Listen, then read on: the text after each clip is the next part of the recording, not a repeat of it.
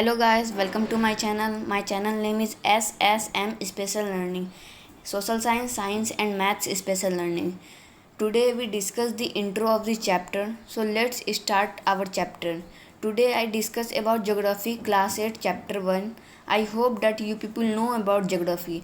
For more information, let's discuss geography. Geography is the study of the countries, of the world and of so much things as the land, sea, climate, towns and population. भूगोल एक ऐसा विषय है जिसमें हम सभी तरह के वातावरण, समुद्र, जल, पहाड़ और भी बहुत से चीज़ों की जानकारी मिलती है. So let's start our chapter. Our first chapter is natural resource.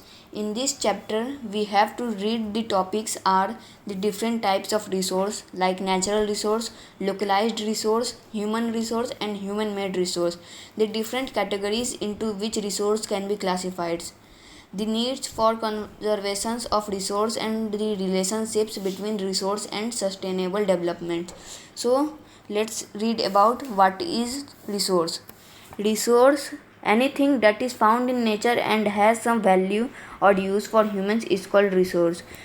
चीज़ें जो नेचर में फाउंड किया जाता है और उसका कुछ मतलब यूज रहता है ह्यूमंस में, उसको हम लोग रिसोर्स कहते हैं. So let's start our notes. Natural resource. Those resource that occur naturally and support life is called natural resource. वैसे स्रोत जो नेचुरली और लाइफ को सपोर्ट करते हुए बनते हैं उसे हम लोग प्राकृतिक स्रोत कहते हैं. स्रोत किसे कहते हैं? Anything that is found in nature and have some values for humans is called स्रोत. रिसोर्स मीन्स स्रोत. वैसे स्रोत जो नेचर में पाए जाते हैं और मनुष्य के लिए कोई वैल्यू होता है उस स्रोत का, उसे हम लोग स्रोत कहते हैं.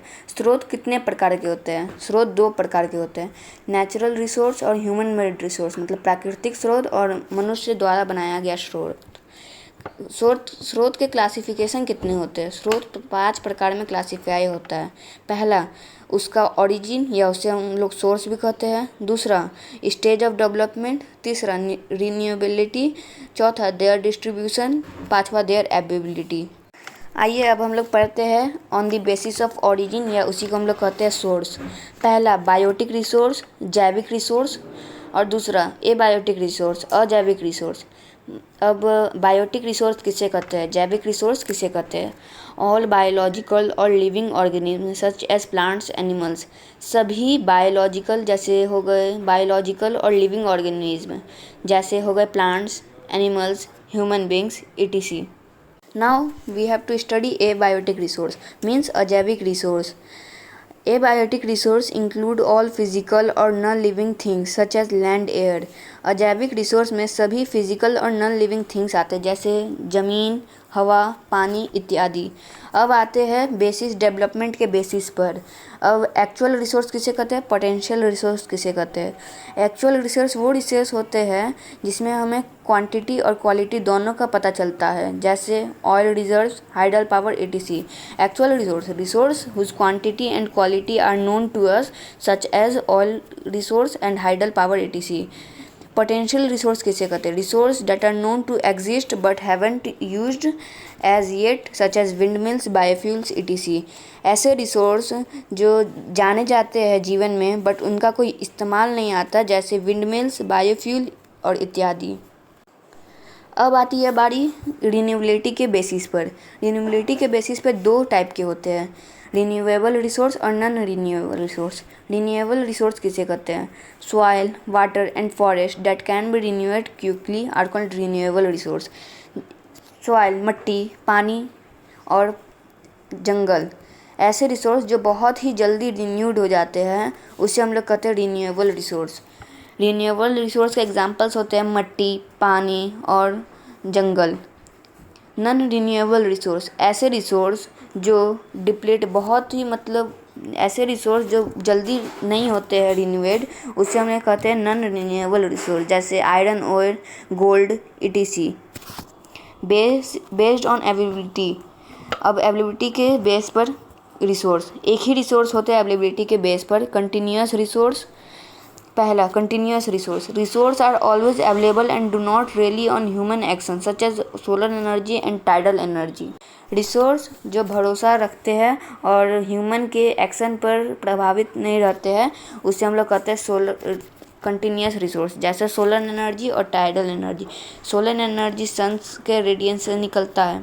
On the basis of distribution के बेसिस पर रिसोर्स दो टाइप के होते हैं, ubiquitous resource and localised resource. Ubiquitous resource किसे कहते हैं? रिसोर्स जैसे हवा जो हम लोग ब्रेथ करते हैं, वाटर जो हम लोग पीते हैं, और सनलाइट, और ये तीनों चीज़ सभी जगह मौजूद रहते हैं, उसी को हम लोग यूबिक्यूटस रिसोर्स कहते हैं।